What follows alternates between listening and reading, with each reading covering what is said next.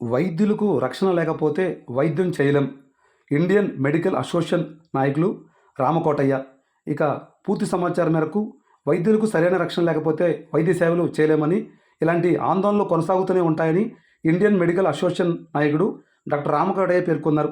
పశ్చిమ బెంగాల్లో జూనియర్ వైద్యురాలిని అత్యాచారం చేసి హత్య చేసిన ఉదంతాన్ని ఖండిస్తూ పల్నాడు జిల్లా మాచర్ల నియోజకవర్గం మాచర్ల పట్టణంలో ప్రభుత్వ ప్రైవేటు వైద్యులు ఓపీని నిలుపుదల చేశారు. ఇలాంటి ఘటనల నేపథ్యంలో సరైన రక్షణ లేకపోతే వైద్యం చేయలేమని, ఇది ప్రజలకే నష్టమని వారి సందర్భంగా శనివారం సాయంత్రం 5 గంటల సమయంలో భాగంగా తెలియజేయడం జరిగింది. ఈ కార్యక్రమంలో పెద్ద ఎత్తున వైద్యులు తదితరులు పాల్గొన్నారు. లేకపోతే మేము వైద్యం చేయాలన్నా కూడా మేము హెసిటేట్ చేస్తాం. అది ప్రజలకే నష్టం అండి.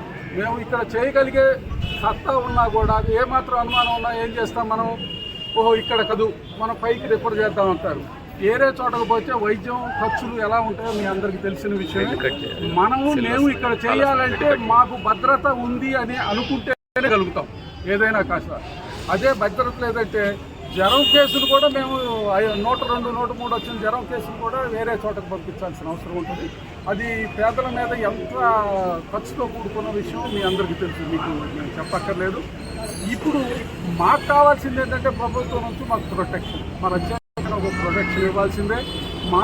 మా మీద కనుక ఎవరైనా దుశ్చర్యలకు పాల్పడితే ప్రభుత్వం కానివ్వండి, పోలీస్ శాఖ వారు కానీ ఇమీడియట్గా రియాక్ట్ అయిపోయి దానికి తగిన చర్య తీసుకోకపోతే ఈ కార్యక్రమాలు ఆగవు.